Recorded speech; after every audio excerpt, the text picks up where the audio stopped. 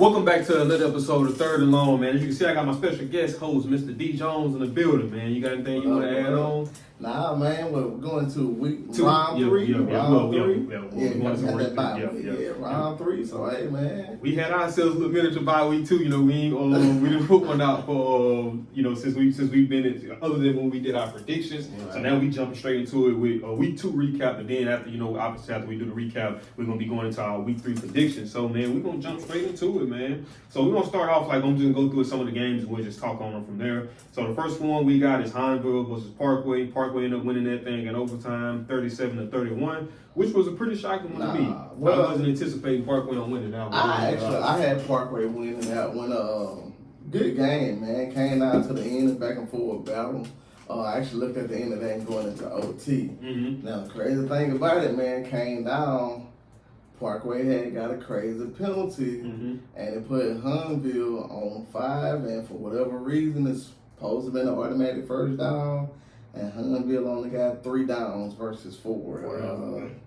Kind of blame that on the coach. You got to know your situation, man, or maybe it was something I'm missing, but yeah, man, and actually my guy Justin Francois, he called it out on Facebook too. But yeah, Hunville only got 3 downs on that last drive in OT to try to get the win. Man, did you watch that game? No, I haven't checked it out. If you look at it, man, the play that Parkway called to score in OT, bro, it's like one of the better plays that I've seen in football. They had like split backs in the backfield. Then they had like 2 linemen to pull and kind of go like make it strong on the right side. And then the receiver went in motion to the same right. And then it was like almost like a RPO too. So the running back went that way, man. Everybody went that way. The tight end stayed on the left side and went out to the open, man. All in the flats wide open, bro. Did he release straight to the flats, or did he say he was going to block? He was going to block. Everybody was blocking down to the right. Yeah. And he released. And the crazy thing about it, like, if he wasn't open, they would have been dead in the water, because that was like the only release or the only option that he had, bro. But it worked out perfect. And like I say, it's all about the time of the play calling, and in an intense situation, jitters going, nerves going, man, I got to get the stop. They definitely overly anticipated and pursued to the ball too heavy. Almost kind of like West Rustin against Zachary last year with the bootleg by Burton. So perfect play call at that time. But yeah, good game, man. Go back and watch it, man. It was back and forth battle. I plan on checking that one out after I had finished the watch talk, which I finished on earlier. We'll get to that one in a minute. Next one after that, we had with Southside versus Terrebonne. Southside ended up winning that game 56-42. And from what I seen early on, I mean, obviously, I just think that Southside just was, running their offense. I just think that they kind of was just outpowering them up front for the most part. But you can see that it was Terrebonne. They fought, but like I said, it came down to it. Southside just outlasted them, because Terrebonne down by like 14, and then Terrebonne ended up coming back and taking the lead, and then Southside just got back being late. And like I told you, Terrebonne was the one that I kind of had. I actually had an upset right there with Terrebonne or whatever. Like, I know we picked the Final Four. I ain't have neither one of them making that 4, but I did have Terrebonne coming down to play us versus Southside. But Southside pulled it off though. I think we always talk about conditioning too. I think one of the things that plays benefit to them teams that do have those triple option type of offense. Obviously, it's almost like they are geared for 4 quarters of football. So it's like, even if it's not working in the first half, second half, can you be able to be consistent in stopping it? So that's one of the things with them as well. So it's not just the assignment football. A lot of it is just conditioning too. They have to keep drilling that play after play after play after play after play. So it takes a pretty disciplined football team to be able to go 4 quarters with them. Next game we got was Ruston versus Westgate. Ruston ended up winning that game 51-13. And I mean, not really much to say on that game. I would say that from a defensive standpoint, obviously, that's probably one of the most complete games I've seen them play all year long. Obviously, we know one of the things that's been plaguing Ruston over this course of this season was the run game. Just kind of getting gashed up out the year.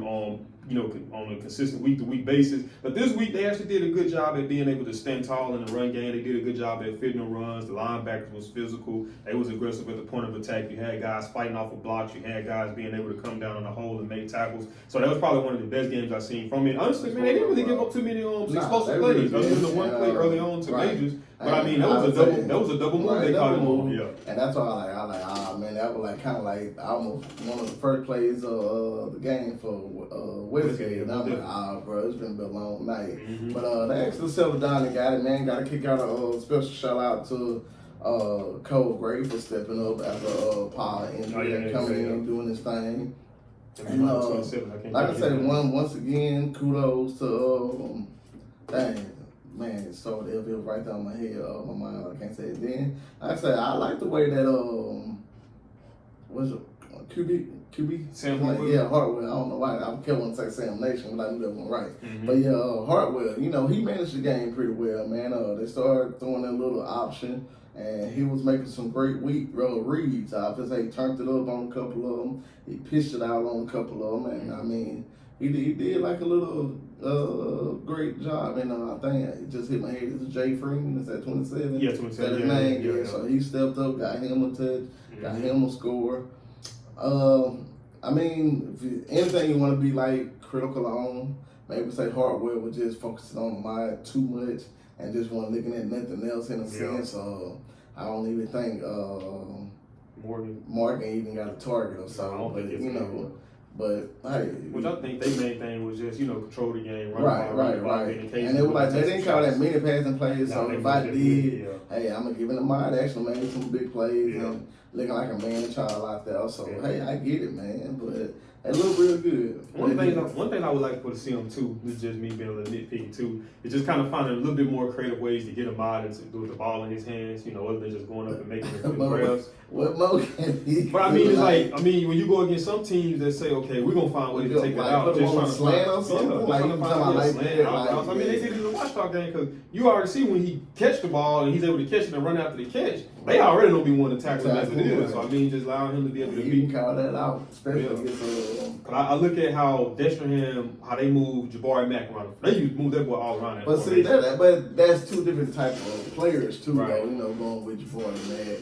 Cause he has more speed and a little bit more of a athlete. I mean, it's like you have like I would call Ahmad like a position type receiver, and Jabari Mack is more like a slot type that some real elusive and like you can run some like sweeps or jet motion and stuff like that with Jabari Mack, but I really can't see Ahmad doing it. I mean, he could do it, and actually the trick play where they ran it where he threw the ball to Hartwell. I mean, I guess you can let him keep it on that too, but like I say, maybe running different route variations or whatever. Like I say, go a slant here, maybe some zigzags or something like that. Versus, I get what you're saying, just a 9 down the field. Yeah, I mean, it becomes a little bit more predictable. But when you kind of spread it around, it kind of keeps the defense guessing. And it kind of a little bit make them have to play an anticipation game of and we've seen some slant plays because, like I say, who that came in from Texas?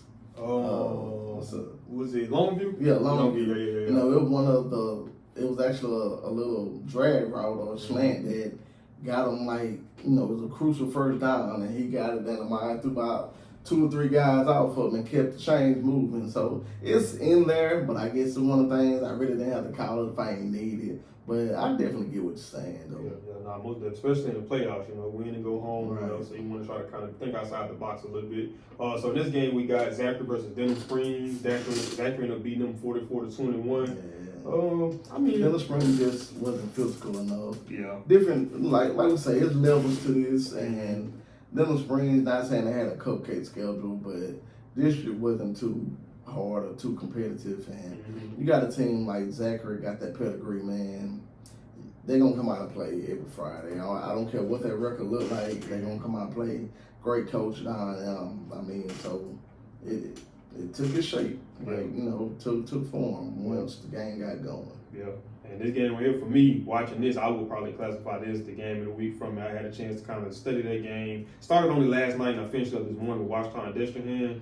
And man, that was a phenomenal game. You know, I think that both teams came out, competed. I like the energy that they was having. You know, they was battling with each other. You seen that early on with defense talking noise to Connor talking noise to them. Then, you know, I was telling you about Mag he getting into it with Coach Benji Lewis on the sideline. So I just like the energy that they was playing with. I don't think it was nothing malicious. I know the refs kind of going some little Just two competitive teams. That's all that, it was, man. I like I say, it just comes up like that. And like I say, Washington one of the teams I feel you don't want to see in the playoffs. Like I say, we can talk on this and we can harp on it. And Washington was probably one of the most talked about teams that we talk about on the show. Mm-hmm. But it's like they got so much, man. But like I told you, we're gonna take playing to.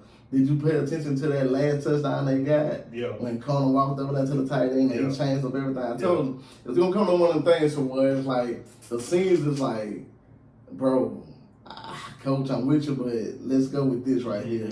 And it's like I seen a lot of that, and I told them once you get it like that, and what we call, like I say, that backyard ball, man, it started getting scary, bro. Yeah. And I seen one play where Connor was just running around, then all of a sudden he threw it to somebody coming across. I don't know if it was Whitehead or the other kid. Number 2. Whatever, yeah, but like. It's different, that backyard ball is something different. The most impressive play, this was off of the card I seen him making that game, was when the center hiked that ball about 20 yards over his head. And that dude went back there, got the ball, threw it down the field in the pass interference. So it's like, it just turned nothing into something. And when I was looking at that game, I was like, bro, it made me realize how good of a player Connor actually is, man. Like, a lot of what happens with that offense, man, you know, obviously you got Waddell them on the back end, but it's him that's extending these plays, which is allowing it to even happen. To do whatever, it's like to even have a change. Right. And it's like some of them plays, I feel like I was kind of being a little overcritical, and I was like, man, he should have just tried to sit in the pocket and see what happened. Right. But on some of that, man, the pocket was collapsing. Well, and it's like I say, and you go through some of the losses, you know, like the drive against West Monroe, actually had 2 of them, where he throws the interception. And like I say, those drives could very well go either way. And it's just like, you know, you take a kid that's talented, but mentally just hasn't been put in that situation yet. And I think he lost maybe 2 games like that because actually going against Ash, same type deal. So it was like, hey, I took my lick now in district, but now playoffs here, I knew how to handle the situation. And, you know, he didn't get as rattled. And, you know, I fell for that, you know, twice, and then like I said, 3rd time's a charm. So he knew how to handle himself, and it showed up Friday night. But another dude who been playing lights out ball is there on Waddell Park too. Just seeing him, standing up to the task of going up against Jabari Mack. Whoever they be seeing, I told you, I've been seeing that. Yeah. If they playing against somebody and they got a receiver, he'll tell them quick. I got it. Get out. That's like the Travis Hunter of our district, man. That ball on the offensive side, defense, and he used to add special teams to it. Yeah, and that's actually been an outlier for them in this game right here. Like, I feel like even in the Ruskin game, they had a punt block for a touchdown. So I feel like they came up short a little bit with special teams throughout the season. And that's actually what kind of carried them over, especially in the first half. I feel like first half-wise, they was kind of been a little bit more conservative with the play calling. But second half, they came out and they was kind of at that point, it's win and go home. And like I say, for the longest, I thought, maybe Washington was in trouble. Waddell got the kickoff return and took it.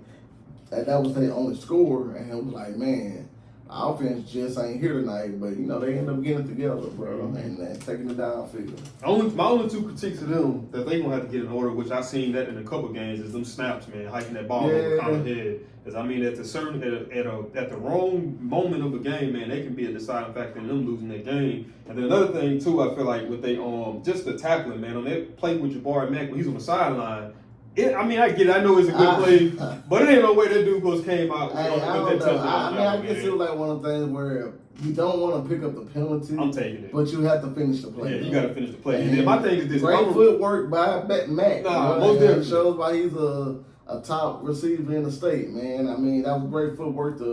He actually took a step back. So, hey, I get it. I guess they thought he was going to be out of bounds and wanted to ease up, but Yeah, you got to play through that one. Right. As a defender, offensive guys, if that's the case, should not be able to use that sideline as a weapon. Like, if you don't declare yourself going out, you deserve everything that you're going to get on that one. So that one was one, and then even one on Malachi Daphne on one of them, that long touchdown run he had. Even the commentator was like, just tackle him. That dude had broke like 4 tackles, and I was like, dude, like, if they really take them plays away, Washington pretty much dominated that game. But just like the Washington guy was saying, that man, you got to think about it. They got good players on the other team too. So sometimes you just got to chalk it up to them. I want to say this is a good hard fought game. Yeah, no, most definitely. Like I said, man, I know I keep harping on him, but I was just impressed. I was impressed with Connor. And the thing about that made Washington so dangerous too is like everybody talk about Connor running.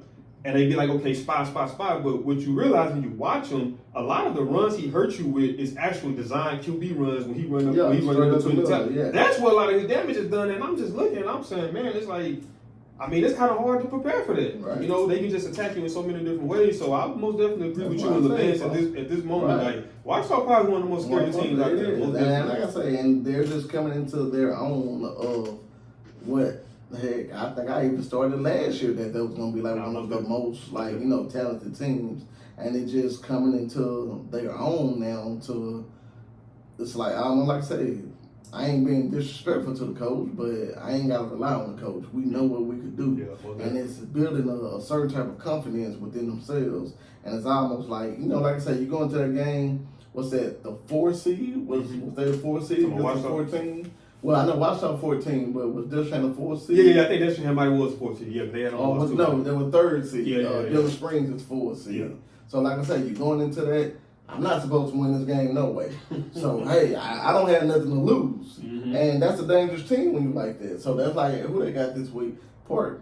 Yeah. I can't wait to go that. And then, you know, before we get on to the next game, I was like, another thing, like I said, I just watched that game. Another thing that stood out to me was the peer-to-peer accountability. Like on a lot of them plays where they were giving up, you know, explosive plays, whether it be a lack of effort, lack of tackling, lack of coverage. You seen somebody was going to the person that gave it up and was like getting them in order. Right. You seen Connor, you know, going in his center whenever he was hiking the ball over his head. You seen the defenders, like on that touchdown run they had with Daphne, where they was trying to tell him to shift the line down when they had switched the formation. They didn't, which allowed for him to overload, run up in for a touchdown. You seen I think it was number 7 or number 8, one of them on the Washington defense when it started getting on the D-line. So that's one of the things I like. But then you see how they even uplift each other, even when while they fumbled that ball, right. How everybody came over there to let them know, like, bro, it's all good. We're gonna need you at some point. So those are the small things like that stands out to me, man. So moving on to the next game. Next game we got Neville ended up beating Mandeville 31-14. I mean, I didn't really watch that game, but I can pretty much figure how that game probably turns out. Yeah, it was just crazy, like a typical game. Like, you know, it was like just out there playing football in a sense. Like, really no just major excitement. 2 teams played and never came out on top. Yeah, that's what it seemed like to me. Yeah. I'll have to go watch that eventually. Next one we had East Ascension going up against Central. Central ended up winning that game 46-32. Yeah, so Central kind of was dominating at one point. And I check out Central, man. Central, I know they say people saying they lost some defense, but man, they still look pretty good on defense from what I've seen. Yeah, most maybe offense, I say, is struggling with shit. They scored 46 points, so can't be struggling too much. But they just hard to gauge. I mean, no, they really is. Like, right? You can't. It's like a Dr. Jekyll, Mrs. Hyde type deal because. Like I said, if you look at them against the LCA, and the LCA just completely dominated. You look at them in another game, they completely dominated. You look at them in Zachary, it was just a hard fought game, and it make it look like Central not that good, and Zachary not that good either. But I mean, hey, you just gotta amp up and see how it is. Yeah. Then this for me, this was the upset of the week for me. I did not, especially I would say this. The fashion of how it happened and how Barb was up on them originally, man. Barb ended up beating West Monroe 42-35. And if I'm not mistaken, man, they might have been up on West Monroe like 21. I'm like, man, what the heck, dude? Man, I don't think I could take to that. I think it was one of the things where they really just caught West Monroe by surprise. I guess West Monroe was thinking it was going to be kind of an easier game than what they was expecting. I was thinking. And they just came out and, like, hit them in the mob. And by the time, like I said, you get hit in the mob, you get dazed, you go to that corner, and you finally get your feet back up on it, and you finally come back out. But by that time, it's too late. West Monroe ran out of time. It's like one of the things where I honestly feel like if they played them all, West Monroe would beat them. But just in that moment, they took, over. Running back Griffin had another good night. Quarterback Kevin. It was a crucial play. I remember on Ann Dietrich on Friday Night Blitz.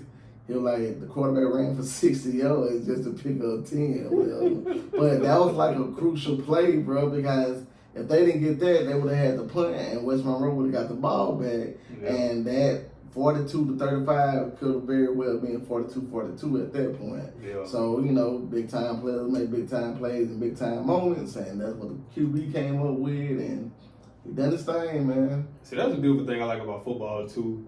And it's not just football with sports, but specifically for football. It's like one of the things like you can have a better team, better players, better athletes, everything. But if you come out half stepping, pre-snap penalties, post-snap penalties, missed tackles, blown assignments in the secondary, like, man, that stuff can all be things that come back and bite you. So that's what makes the playoffs so much more intenseful, is that you don't got the next week to figure this out. If you don't figure it out this week, it's when to go home, and then you're preparing for the next season. So, man, unfortunately they fell short. But, kudos to Barr, man. I feel like they came out there and played the game and shocked a lot of people, including me. And West Monroe's one of them teams, it's like they have never failed to surprise me. It's like the games I expected them to win was the games they lost, and the games I didn't expect them to win. They won. I was like... And I just like to say one of the things where it looked like one of the teams, and me, I pushed on the mentality of West Monroe all year, and that, they had a pretty hard schedule. Mm-hmm. So it was like week after week, they got themselves up for the game, knowing that they were supposed to have been playing a more superior team. Mm-hmm. But then when it comes to this game, I felt like you played to the level of competition because you didn't prepare yourself mentally for this game in the beginning. Yeah. So, and that's that's the only thing I could chop it up to, because like I say, they've been winning strictly off of mentality that I'm not going to let this team beat me. Mm-hmm. And it was just like that, with just ran out of gas against Ruston. I looked at this game the same way that they probably did with North Dakota, just underestimated them in the beginning, and now with the North Dakota, they just couldn't rebound. They were early in the season, they ain't been together that long, so it was like, bro, they came out and punched us and we couldn't do nothing.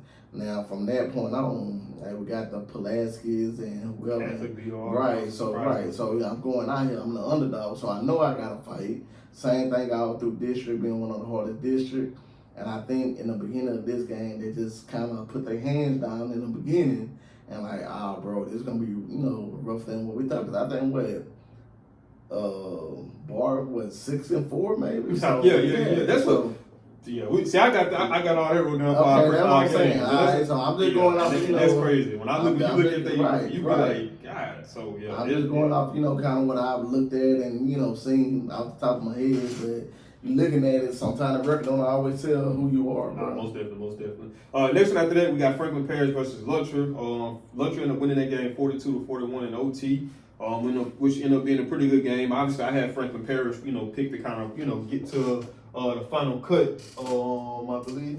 Right there. I had them pick to get to the final cut. They fell a little short, but I think I even heard you. Was talking about how they actually kind of made a comeback towards the end. I think you said Lutcher was up, and then Lutcher was up, and I actually kind of turned the TV, and I thought it was over, and then I looked up, and I was like, dang, they in overtime. So Franklin Parish fought back, and like I said, looking at mine, I don't have Franklin Parish. I actually got Oddway, but I did have Lutcher beating Franklin Parish, and then I got Oddway beating Lutcher, which is coming up probably later on. Mm-hmm. But man, Lutcher just one of them teams, bro, that it just, I don't know. It's like they have a pedigree.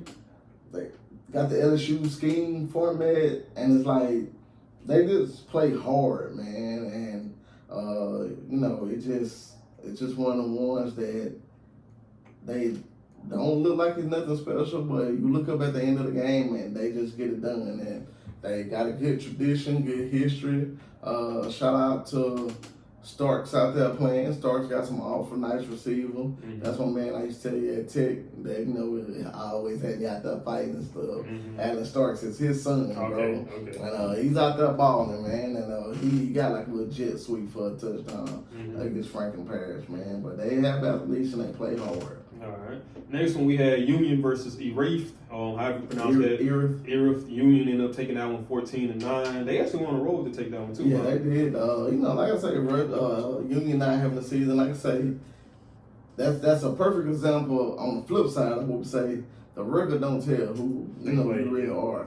And actually, even going a little deeper, I sent y'all the stats of this game, and it's like Ears just dominated them on all aspects of the game. But hey, you gotta play for 4 quarters, and hey, Union put it out. But I had Union winning that game, or whatever. And obviously, you had Union winning that game for them to make it to your Final Four. Now, well, we're going over, but we both had Union winning that game, so wasn't a surprise to us, even with that being an undefeated team. But like I say, what do that record really look like, and are you really being battle tested with Erie being undefeated up until this point? Formerville, we know had about 4 or 5 losses. Actually, I had the running clock put on them, but hey, that's why you play on hard schedules for it to pay off in these type times and these type moments. So next game we had Gina versus St. Helena. Gina ended up pulling that one off 48-14. We had Oak Grove versus Richwood. Oak Grove ended up pulling that thing off 42-0. Had Sterlington versus Donaldsonville. Sterlington ended up pulling that one 71-26. Running clock in the second quarter. And they still ended up with 7-some points. Yeah, that's crazy. That's crazy. The next one we had Homer versus Haynesville, which Homer actually made that one pretty competitive. When Haynesville pulled out 36-19. A rivalry game. You throw records out the door. Right. And I definitely would have thought Haynesville would have handled them like way better, or like dominate them better than more than what they did. But kudos to Homer, they fought. But sometimes the Golden Tornadoes just something different. Bro. Then we're going back to the 5A side select. We had Edna Carr going up against Jesuit, which Carr ended up pulling that one off 39-13. We had Evangel versus St. Paul's. Evangel ended up pulling that one off 34-14. We had Brother Martin versus Ash. Ash ended up pulling that one off 38-27. We had Catholic BR versus Street, which I predicted that one. Catholic BR ended up beating them 37-14. Now this was a surprising good one. Me and LeVance was talking about this last night, and that's Acadiana versus St. Aug. And I was just saying that, I think that the thing that kind of caught St. Aug off guard with that was how Acadiana played them. Because we so used to, like, especially when we played Acadiana week 1. When I'm saying we talking about Rustin. I don't think Acadiana threw that ball at all. And they actually was throwing the ball against St. Aug. Right. And I kept trying to like tune in to that. I think that's what was catching my guard. I looked at it was like close, and it kind of had me. Then St. Aug actually had went up, and that was one thing like, it's finna get ugly, so I ain't turning back. But then like flipping through, I'm like, Acadiana done came back again. Them boys fought. And like I say, man, if you don't know how to really like scheme for the type of offense that they run, it can get hit. And like you said just a while ago, when it get deep down in the fourth quarter, if you definitely ain't conditioned, it's going to show. It's going to start taking a toll. It's going to take a toll. That's one of the things where I feel like, like you always say, I think that you had where, the lack of athleticism kind of started to catch up with them on the back end. I feel like, I feel like Acadiana kind of was having to work a little bit harder to put up points against St. Aug, where St. Aug kind of was probably able to put up points a little bit more easily against them because of all the athletes that they got all around. But man, kudos to Acadiana, bro. Because after seeing how Rustin dominated them week 1, I did not have no expectations for them. And that's the crazy thing about it. Because we always, especially in the beginning, we was really undercutting Rustin. And it was like, when we seen that game, I'm like, well, dang, is Acadiana sore? Because I think at that point, Acadiana was ranked number 8, I believe. And I think Rustin wasn't even in the top 10, I don't think, bro. And it's like, man, you already beat a top 10 team, and you beat them pretty convincingly. So it's like, is Acadiana sore or what? But after that, they got it back in gear, man. But I don't know. Maybe Rustin just getting that assignment for football. I don't know. And I like Acadiana. I like the grit they play with, man. It's like you look at it, they ain't the most talented team up and down, but they just play with it. Like how you said about Luttra, they just play hard. Right. You know what I mean? And you look up at the end of the game and you see like, dang, them boys won. Like, and I think that's one of them type of games. So now, kudos to them on their season, how they was able to turn that thing around. Rumble versus Tioga. Rumble ended up pulling that one off 45-21. And I know some people might consider it an upset based off the rank, based off the position in the brackets, but yeah. That's what I got to change this format, bro. That ain't fair. You can't get nobody no high hope like that, especially somebody like Tioga. Tioga had a good season though, man. You definitely overdid the expectation that I had for them, but when I seen the matchups from the very jump, I'm like, yeah, they gonna call this an upset by seeding, but what you said earlier on, it's levels to it, man. Hey, it's levels to it. Then you had St. Thomas More versus John Curtis. John Curtis ended up pulling that one off 49-7. Now, I was gonna say that one. I'm surprised by the score. Most definitely, yeah. Not that John Curtis won, but by the score. And it was 49-7. That just tells me that was all around domination on Curtis' part. So, but then like you said too, looking at it and considering how St. Thomas More played Neville, post lost that game. Yeah, but they were still fighting with Neville. Yeah. And like they had the pinks. Hey, but you know what type of offense Curtis got right, true. Smash my But okay, that's what I'm saying. But we don't think Neville smashed Mara though, in a sense. They are, but it's like Curtis is a little different. They finna run the ball first down, second down, third down, and they probably go for it on fourth down. Whereas with Neville, it's RPO based off of what the quarterback reads. But with Curtis, it's that triple option beer type offense. You already know what you got with them. And like you say, even me, I downplayed their position in the brackets because you was like, well, listen to what you just said. Who the two losses they lost to? Right. Carter, St. Louis. Right. So they beat everybody else. So that tells they doing something over there, right? So yeah. Then the last one, now this one ain't like, you kind of changed my mind on this one. And then looking at that game versus them against Westgate, I didn't really see nothing too special, but maybe I might just kind of be underlooking them in a sense, and that's Turner's Catholic. They end up beating Bonomo 55-22. But based off what I seen, I don't know. It's just something about mine. Yeah. Nah, hey, kudos, they keep on winning, but from what I'm looking at in football, it's just, I don't know. It ain't nothing. It ain't nothing right. Yeah. So, man, now, see, normally we have like our little thing in the middle. We have our little game of the week set up and stuff, but we ain't do that one for this one. You know, we kind of was, I wouldn't say last minute with it, but you know, with this being holiday week and everybody got things going on. I'm on vacation, by the way, too, and he's still at work, so we kind of just, you know, I hit him up yesterday, when you want to do the show? And he's like, tomorrow we can do it when you get off before you head to the gym. So, you know, we kind of just did it like that. So, but I pretty much just put, you know, pretty much all of the 5A games from the non-select and the select side. So we're just going to run off it from top to bottom. We're going to start this one off with Ruston versus Southside. We got Ruston, who's number 1 seed on the non-select side, coming into this game against Southside, who's the number 8 seed. So, you know, I got to put my wins and losses in there, build up the fight for those who may not know. You know, Ruston has some credible wins over Longview 38-35, win over Acadiana 49-7, win over Washita 21-14, win over Neville 41-37, which they came from behind on, win over West Monroe 49-44. And then two of the teams they lost to obviously was Ash, you know, who's the top one on the select side, and then they lost to Stephenville, who's actually ain't lost no games this year. Right. And them boys been blowing people out too, so them boys nice. And then you got Southside coming into this game. Their most notable wins over Westgate, 35-20. They had a win over Barb, 39-28. Had a win over Karen Crow, which was surprising based off the score, 70-35. And then they had a win over, but they lost to Acadiana, 17-14. Similar style offense. So defense. Got to do the same thing.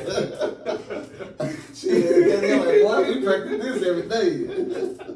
What was the score? 17-14.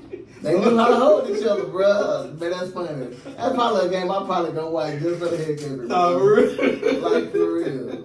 So, you know, obviously, man, LeVance called me last night. Well, I called him. He's like, man, I've been meaning to hit you and Derek up, man, you know, and get y'all take on it. And I told him, I was like, bro, Southside, from an offensive standpoint, don't really do too much special. It's pretty much just, you know, smash triple option stuff. So just playing assignment football. And then we talked about conditioning. One thing we do know about Ruston, they can get the condition to be able to play for 4 quarters. So for the most part, in terms of defense, I think that's going to be the main thing. Now, they do got some playmakers. They do. Number 1, number 8, running back 23. Quarterback not bad. He could turn it up too.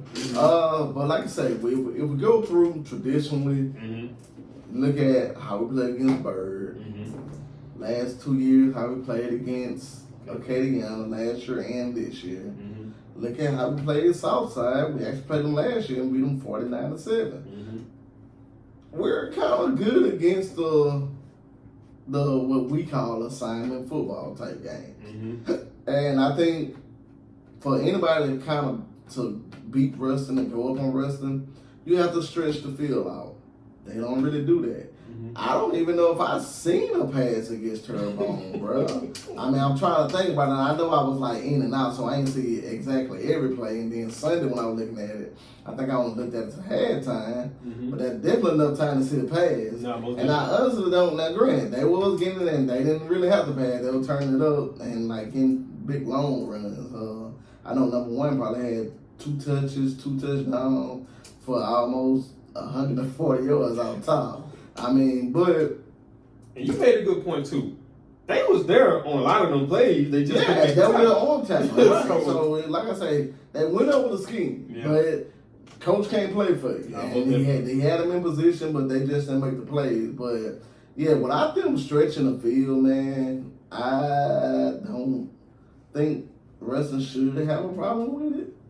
And then I told them it's one of the things where my superstition kicking in. But I said I'd give it up. You plan on going to the game? I know you said you were going to be off and probably make some. Yeah, I got to be 10 to 7. I work 10 to 7. Oh, dang, that's right, on Friday. I forgot we got to work Friday. Yeah. Yeah, that's a blackout day for us, for y'all that don't know. I mean, because I was thinking, like, man, I want to go to the game, but my superstition, like, hey, bro, you been sitting at home looking at it on TV.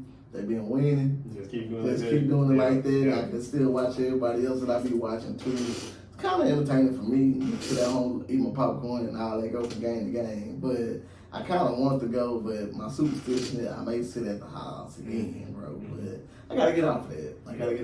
But let me ask you this, because I haven't had a chance to really just look at their defense in detail. I know LeVance was saying they play a lot of man coverage, so. They play a lot of man. Everything on 101.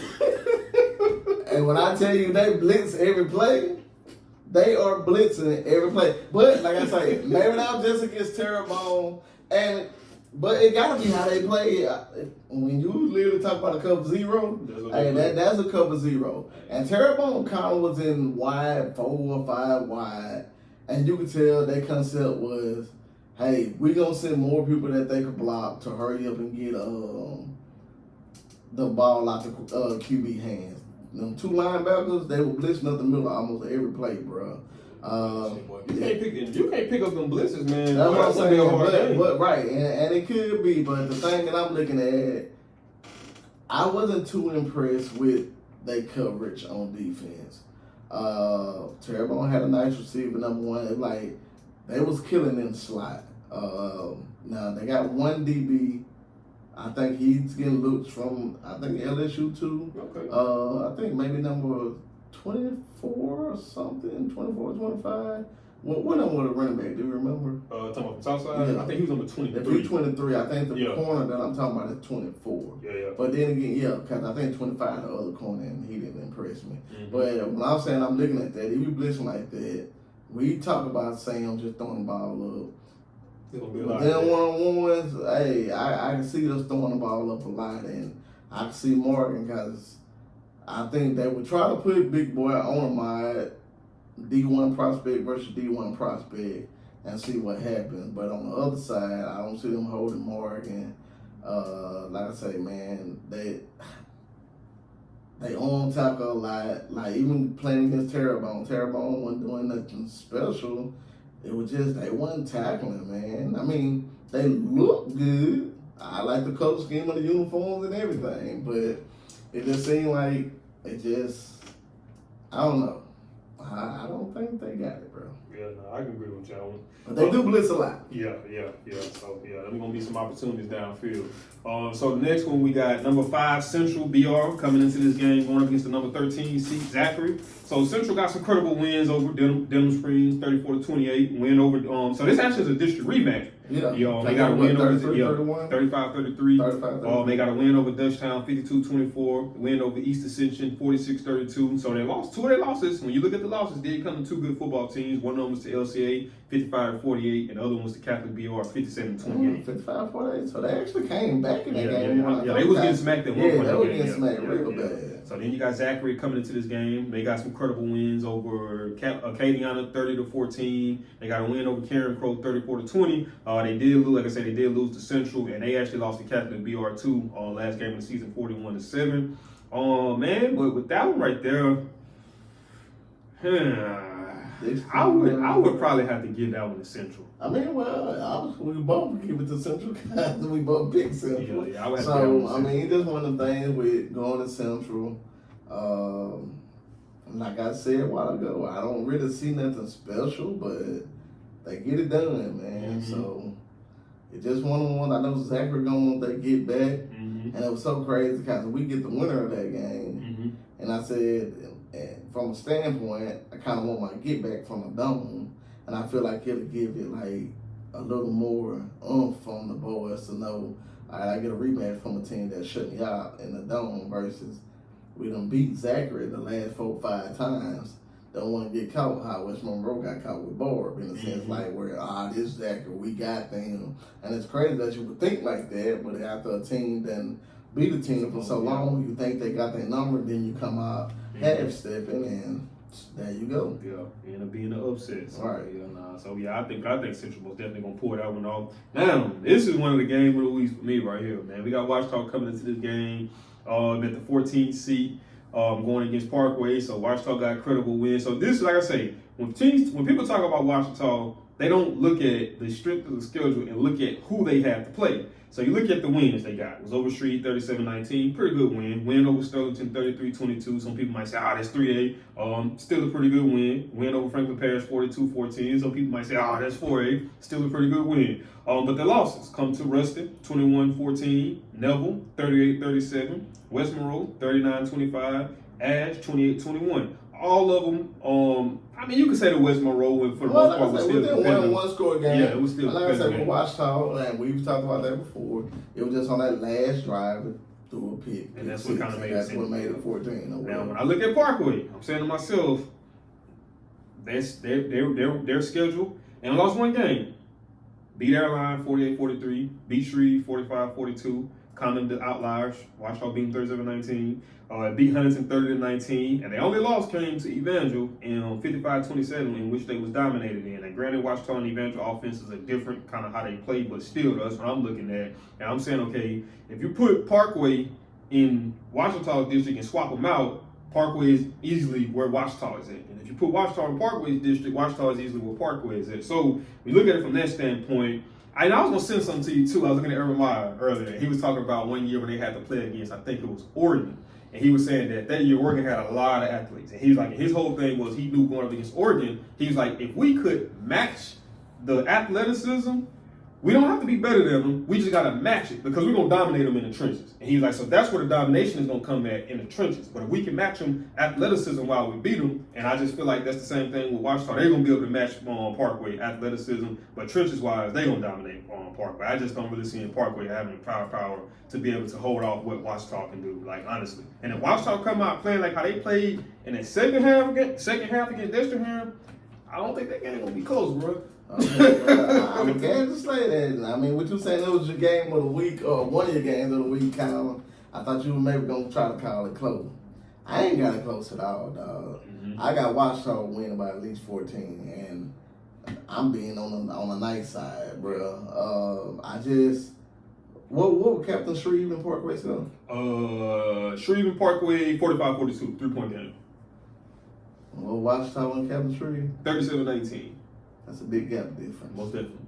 Big gap difference. Most definitely. And and we can understand how we kind of know what Shreve to do. But for Shreve to stay that close with Parkway and a fight like that, and that was actually Parkway first time beating Shreve in some years. Mm-hmm. And then you look at Washita and Shreve in a way, bro, the physicality, it just, completely. They don't know what's finna hit them, bro. Yeah. I know they hyped up.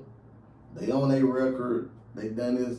I don't think Parkway knows what's finna hit them, dog. Nah, I don't believe so. And just seeing how I just don't think seeing how Washita been able to run the ball on some good teams, I just don't think Parkway gonna be able to handle it. And I don't no knock on it. You know what we say. Streetport, we call it 7-on-7 with pass. Now we do give Parkway credit for being one of the better defensive teams in Streetport. But like we say, it's levels to it. And I just don't think they're on that level. Mm-hmm. And that's on a physicality standpoint. So you mean to tell me we're going to be physical up front? We're going to push them out the way. Then we got speed like Connor, Waddell, and no knock on man, my boy Reggie's son. Number 2, like, he bro. And then you got number 8, like, bro. Is he gonna be okay? I don't know. It looked like I seen him kind of putting a little weight on him when they was kind of carrying him off the field. I don't know, but yeah. And I'm gonna tell you another stud they got. I don't know if I'm getting the number wrong. Either 8 or 9. That tight end, I believe they got. That boy right there is a ball player too. I think it's 8 or 9. I can't think of what number it is, but I think it's one of them 2, 8 or 9. He ended up having a touchdown in the red zone on that play where Connor ended up rolling out, extending the play, and he threw it to him, and old boy just kind of carried some guys into the end zone. But like you say, Parkway's like I don't think they know what's coming. And the only good, like, no shade to him, the best guy I seen on their offense other than the quarterback was number 88. And I think seeing Waddell matched up on all the talent that I've seen him matched up on, I think he's going to be able to match him on that side. So you take him out of the equation. I agree. I just don't know how this going to turn out for him. But, kudos for them to be able to get this far as they did. Next game we got is when, in my opinion, I'm not sold on the hype. I get it right now that they riding the wave, just being that they beat West Monroe. Like I say, off the name to you, these losses, this is what's even so surprising to me, bro. Like, when I was going through and putting this together, I just had to call you again. I was like, bro, do you realize all the teams Bart lost to, and they came and beat West Monroe at West Monroe? It is ridiculous to me, man. But, so we got the number 2 seed coming in, Neville, going up against Barb, who's the number 26 seed. So, obviously, we know Neville. Neville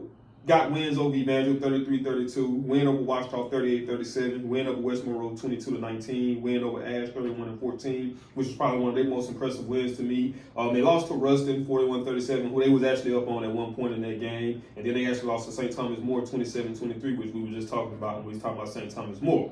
So let me get to Bar, bro. And lost to the team out of Mississippi, yeah, Oak Grove. So I went and looked, and I was like, I couldn't find no credible wins because the teams that they beat, I just didn't look at. I looked at them records. It was almost similar to who you was telling me about when we was looking at Westgate, when you was looking at the records of the teams you beat. Bro, so they lost to Airline 56-27. They lost to LCCP 70-65, bro. 70-65. Are you kidding me? Okay, I kept saying that's a two-way school, but LCCP is acting like a 3A. Like, bro, they lost to Karen Crow. Karen Crow good, 63-42. They lost to Southside. Based off the style of play, I can see it, 39-48, and they lost to Acadiana 49-42. So I'm looking at that, and I'm saying, bro, I told them. That's crazy. And like I said, what you saying, and we're going back to West Monroe, and I know they over with, but it's like, I feel like West Monroe was saying the same thing. Bro, this is a 26 seed team. Come on, they ain't really beat nobody, and look at these losses. And especially when it stand out is losing the Airline, like talking about. So especially 56-26. They was you need to tell me, I ain't tripping that you lost that game, but you let them hold you to 27 points. That's right, and we know they don't play defense. So that's what I'm saying. But now maybe, I don't know, maybe they figured something out differently. Cause like I said, I know before last week, what's his name, Richard Griffin. I think they said he had like 13 touchdowns in 2 weeks. Yeah. And I think he scored 2 against West Monroe, so that's 15 in 3 weeks. That's almost 5 touchdowns a game. Mm-hmm. So maybe they don't found something. I don't know. Well, it just still don't.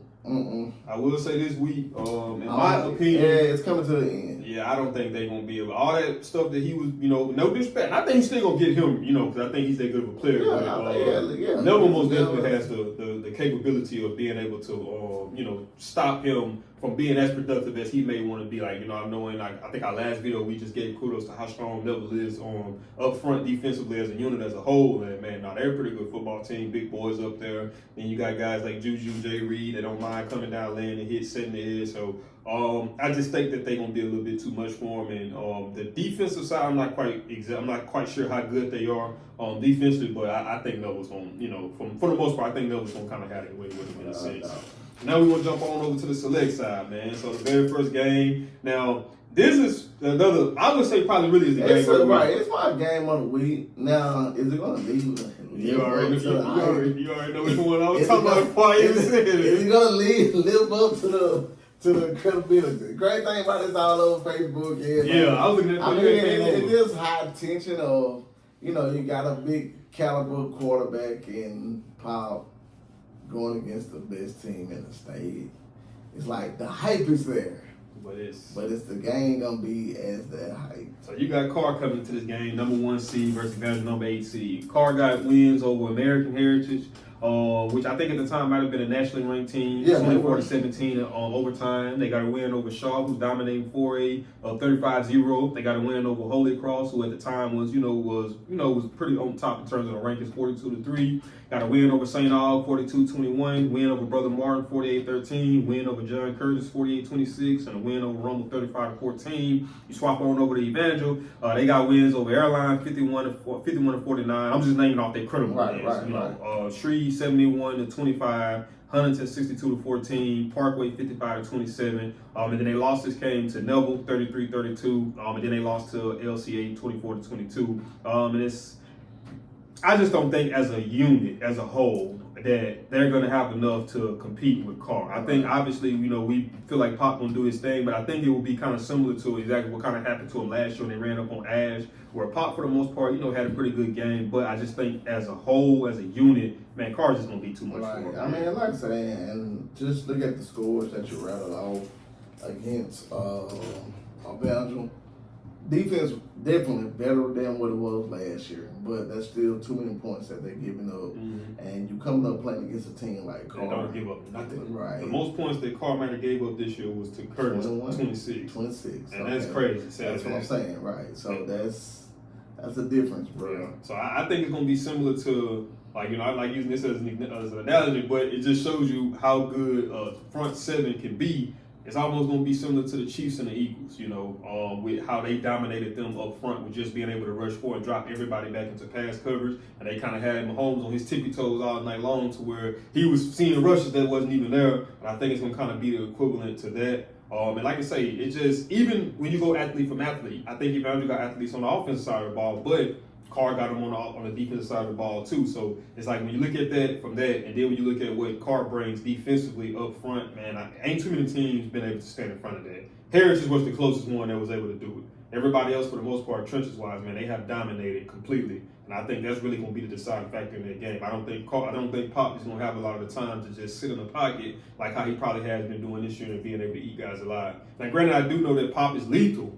Very, very lethal on the move, being able to hit guys. But like I said, man, you got athletes on the back end that can keep up with them. And then I think you're dealing with a disciplined team, too, who's not going to abandon their coverage assignments to try to come down and make a tackle on the quarterback after he already got the first down. I think they're going to stay disciplined, sticking to their guys. And it's going to be a kind of, uncomfortable day for him.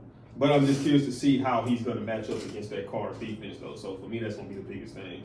I think Parkway and Washington game probably be more competitive than this. I was just gonna say, if you pick a score, what you got in mind, or what you think? I know some people might be like, bro, I would probably say I can see Carr scoring probably about 50-something points, and I can see them maybe hold Evangel to probably 14-21. I say 41-14. 41-14. Yeah. I can see and like I say, it just, I don't think they're gonna be able to stop the running game. No. Johnson gonna get the run around, live out field. I don't think they got no DBs to keep up. Man, that's who killed Jesuit. Like that dude. I don't know.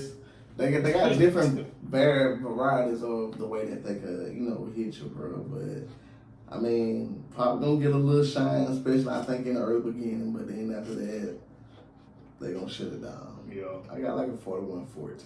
And even glad you brought him up, old Johnson. He's an interesting dude to me, man, because like their offense for the most part is kind of a simplified offense based off RPO, read option stuff. But the thing I like about him, he don't mind attacking every aspect of the field. He gonna hit you short. He gonna hit you intermediate. He gonna hit you deep. He gonna hit you across the middle. And the thing I love the most is that even whenever he throw picks, confidence never leaves. He keeps coming back out. Like he's just a different being. And then when you got your leader of your team, your quarterback playing like that, it allows y'all to play on a whole different level of confidence as well. And like you say, man, not Evangel, but Carr's one of the teams that do make you defend the full football field. They hit you in every aspect. So that's why I think that they're so hard to match up with. And they got a common outliers, like I said, with Washington, with Connor, with him, with Carr. It's like even when you do everything right, you hold up front, your secondary covers, you still got him that come in and hurt you. And that's kind of what he was doing in the Jesuit game. And he's one of the ones that he don't look like the most athletic guy, but Johnson. and you just see him breaking some of these. You'll be like, dude, how did he get out of that, bro? Like, I done seen this dude do some stuff, man, and I just be like, bro. No, I like the way he plays, man. Nah, most definitely. Kind of maybe a little undersized for some. I think that's with like that QB, but yeah. I mean, like I say, it's like to say he don't look like he moving fast, but he almost like kind of like Patrick Mahomes when he's scrambling. Yeah, pretty much. Yeah. It doesn't look like he's moving fast, but he gets away though. Yeah, he get it done. And I won't say that. And Pop look like that too in a sense, but Pop done kind of started more running with a little more speed and power. But yeah, 41-14. Yeah. So the next one, man, we got my man Levan, coming up. They got, Ash coming into this at the number 5 seat. Catholic BR coming in at the number 4 seat. Ash got credible wins over Destringham, 27-21. Ruston, 45-28, which they actually came back in that game. Win over Washita, 28-21. 2 losses came to West Monroe, 34-31, and lost to Neville, 31-14. Got Catholic BR coming into this. They're credible wins. They got a win over Destringham, 32-23.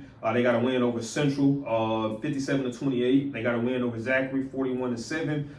They lost to West Monroe, 27-24, and they lost to a team called Madison Rigland Academy, who I don't know, but them boys actually got a pretty decent record. So I think they might be like a 4-8 team. That's my first time ever hearing of them. So man, I think that this, like how you said about Catholic, they're a pretty evenly balanced team. I think the same thing about Ash too. So I think this is going to be a good collision. This one of the ones, man, it's really hard to just say who you think is going to win, but obviously, based off of how my brackets went, I obviously picked Ash. I think that if Ash can get to a good start, establish their dominance early, be able to have success running the ball, and I think that's going to open up things down the field. But like I say, Catholic BR is a whole different breed, defensively. I think they have the team and the firepower to be able to minimize Ash. So I mean, I know this probably is the thing of every game, but I think that the deciding factor in this game really is going to be who's going to dominate the line of scrimmage. Right.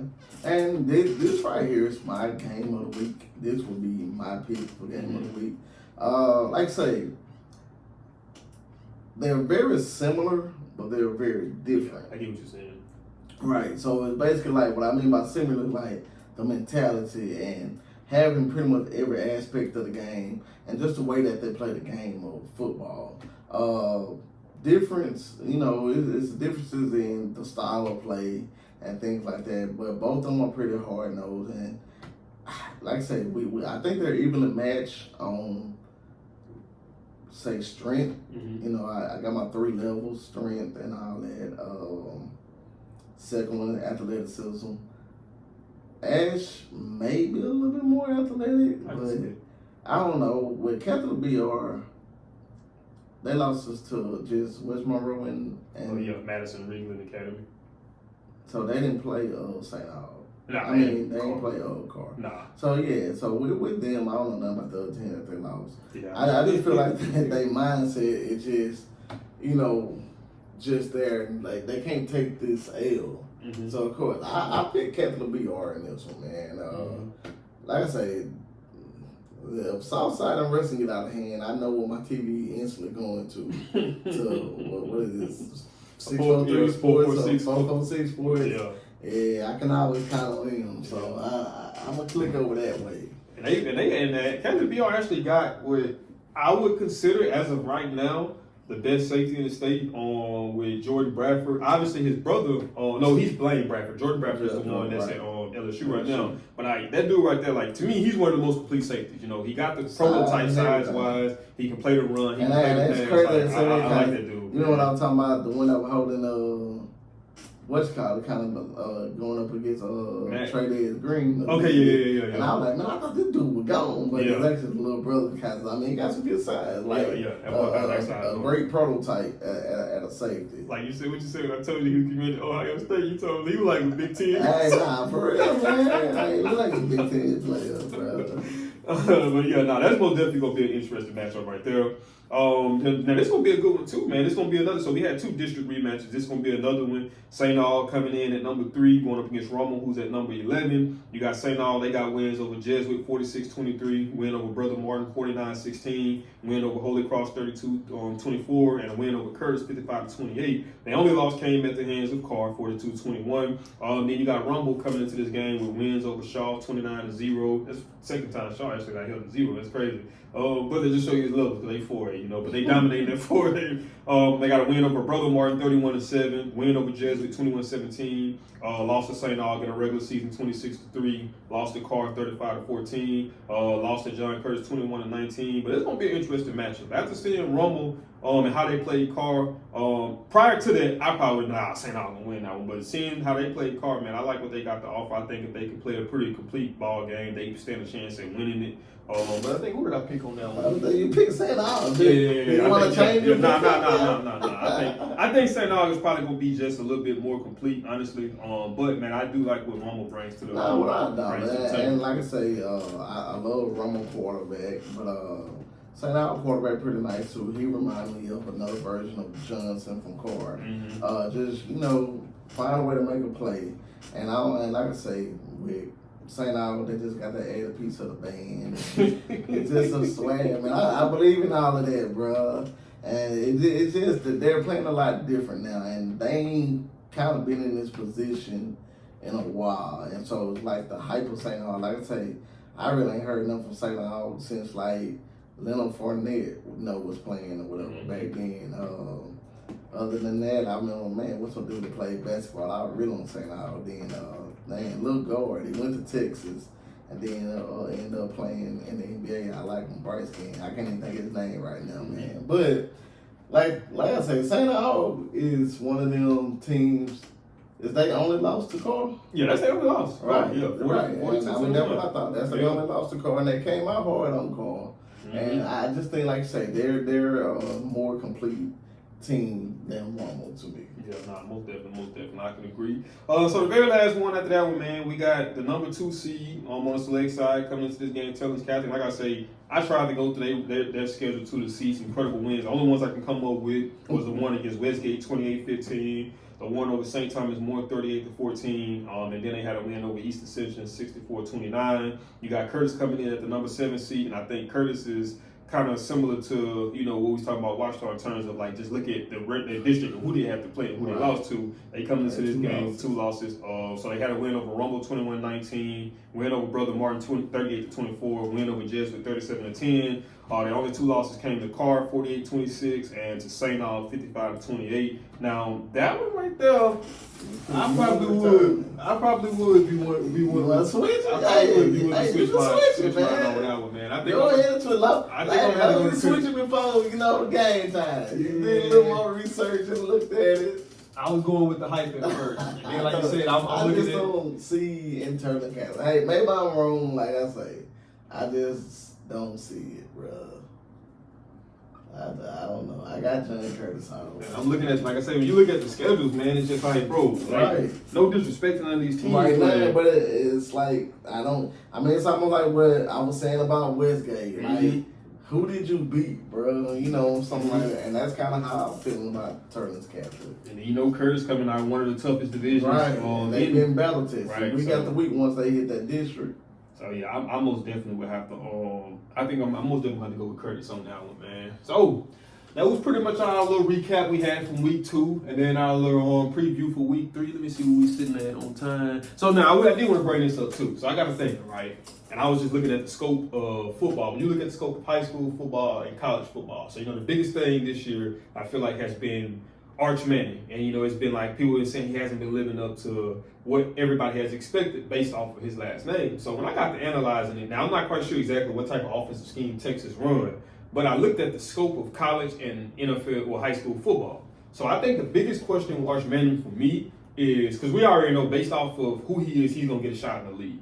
I think he's going to be a good college quarterback just because of the scope. A lot of what you see in college and high school now is RPO-based offense, which simplifies the offense a lot for the quarterback because you only read one guy, whether they be the offside linebacker, whether they be your edge rusher, or whether they be the safety. So it's a one-read type of scheme. You ain't having to really go through progressions to look and say, okay, it's the middle of the field open, middle field closed, and things like that. So it simplifies it. So I think that and he has an aspect of being able to run the ball. So I think that when you put that into it, I think he's going to be a good college quarterback. Now, the biggest question for me would be, how will he transition to the NFL now? Because now a lot of what you see from the college level, the high school level, you don't really see in the NFL. Now, crazy thing about that, and I may think totally different on this from the family pedigree, from what I kind of seen him running in high school versus what I see now. Definitely also, unless the name carry him for when it comes to a draft, I see him falling in the draft, going to a better team that has better overall talent.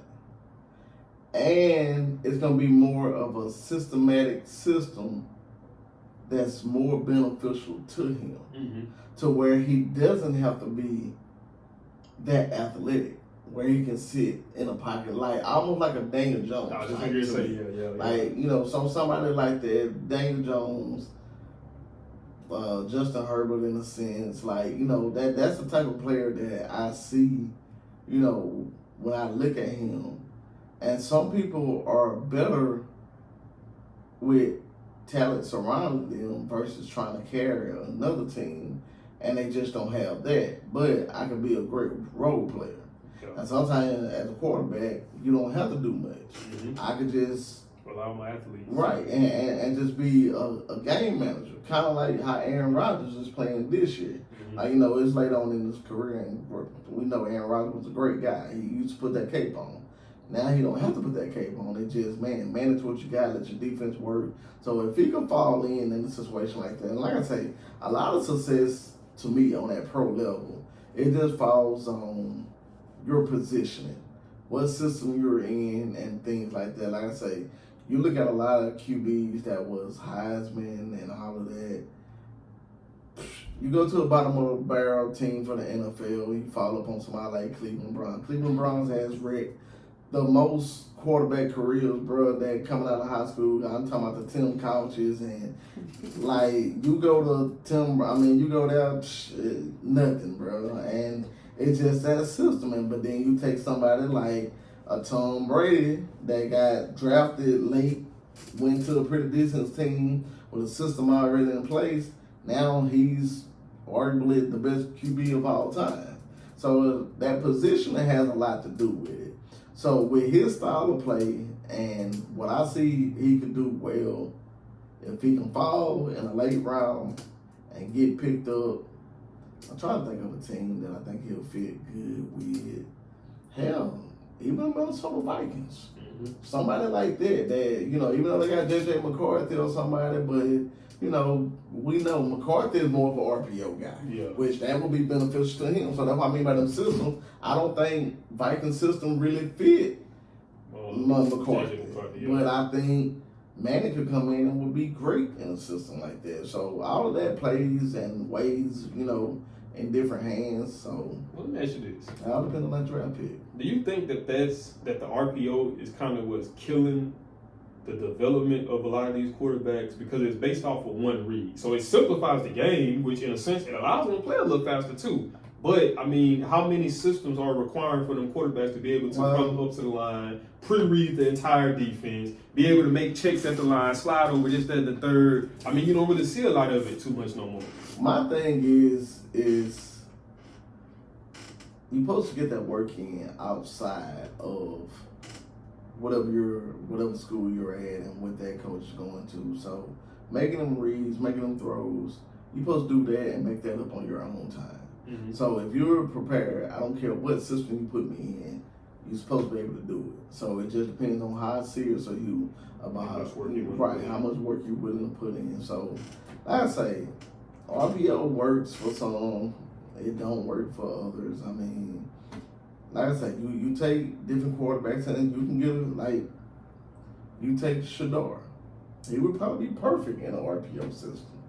But, you know, that ain't kind of what the Browns run in a sense, which I can't even tell you. Like, they more of a pro style type in a sense. And that's why you just got to find people to fit what you got. I mean, and that's going to go out to the mindset of the head coach or the offensive coordinator. So it's no right or wrong answer. It's no concrete answer. It's almost like a personal preference where say we may not like RPO, But the next guy may love RPO. And that just may be like, nah, RPO works. And, of course, people like Jalen Hurts, that'll work great in RPO. Lamar Jackson, any kind of mobile quarterback, a RPO system is set up for them. But then at the same time, you take some mobile quarterbacks and you try to handicap them because you think that's all they can do. You don't give them a chance to be a pocket passer. So, you just got to be ready for whatever it's given, man. Yeah, well, meaning on this note, it's like I was even last night, I was just thinking, I was like, I think truly, I think to make it to the next level, especially as a quarterback, bro, I think that you really have to have a love for the game. And you have to love the process, man. Because like you said, at the end of the day, no matter what offense you're in, you have to be willing to spend the time on your own to get better, to work on the things needed to work on, perfecting your film study, kind of understanding the tendencies of the defense that you're going up against. So a lot of that does kind of fall on that back end of it. But when you look at guys like Brady, guys like Montana, guys like Breeze, a lot of those, Peyton Manning, they don't accident why them dudes was that good. It's because they really, really love the game, man. The process of it, everything from it, from the OTAs to the unmandatory workouts, the mandatory workouts, the off-season stuff, and I think that's what it takes, especially as a quarterback, man, because you have to be able to process information on a drop of a dime and be able to go execute it in high tense situations. And it's like when we see some guys in those high pressure situations, to them, it's just like clockwork. You know what I mean? It don't look like they under pressure. No, they just running off it. You know what I mean? I think a lot of that comes to your preparation of the game. But that's what I've been big on is lately, man. Just kind of just watching the quarterbacks and just kind of trying to understand the difference of what makes this quarterback so much greater than this quarterback, or what makes this team so much greater than this team. And more times than not, the common denominator is their quarterback. I mean, it is. And like I say, even when you get to the team kind of self-tone, I'm going to say the individual of this quarterback versus this quarterback. Well, like I say, man, systems has a lot to do with it, and team success has a lot to do with it. And it's a crazy thing of the NFL, and I know it's kind of like something that you look at to kind of balance out the talent. And so a lot of your high-profile guys in college end up going to sorry teams to try to make them better because they haven't. But I've seen a lot of great running backs get their careers ended because you take the Curtis Ennis, the Ron Dane, the Rashawn Sloan, all Heisman winners. But you get drafted by, back then, Kajona Carter. Bro, if you don't block, you don't block. I mean, prime example, I'm a Chicago Bear guy. And they're going to be flip-flop with the quarterback, but I'm just saying talent overall. We take David Montgomery. I like that pick coming out of Iowa State, wasn't all that kind of big, bad, fast. Didn't do nothing in Chicago. We didn't have what we needed around them to make them successful. But it goes to Detroit. They're like a totally different player, bro. I mean, it just works. And like I said, going back to the coach, and me, we laugh at our boy, Matt Nagy. Ran a system in all of Chicago. It didn't work. Want to know why? He didn't have the players to do what he wanted to do mentally. He looked bad. Hey, go here, Kansas City. I almost look like a genius. But then on the flip side, you got to know how to work with what you got. And I'm going to go to on the positive side. Stay with Chicago.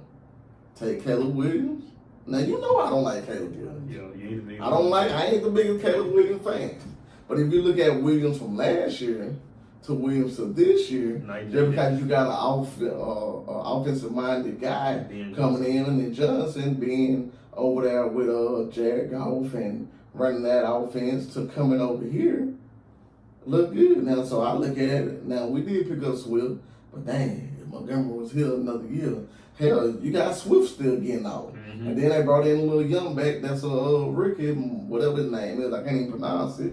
But he looked good. But if you had that coach here with Montgomery then and Caleb Williams, you're looking a whole lot better. Same thing with losing Keenan Allen. You get him for 1 year. We hardly ever use that guy. He's one of the better receivers in the league. Definitely. And really couldn't get nothing. So now if you could help a Keenan Allen, you still got a DJ Moore. You got Donzo, whatever his name, come through, kid from Washington, balling. Bro, you had the receivers. but now you let it go. But I was saying, man, I've always been big on systems, and it makes a difference, man. Yeah. It makes a difference, and I've seen it help a lot of careers. I've seen it hurt a lot of careers.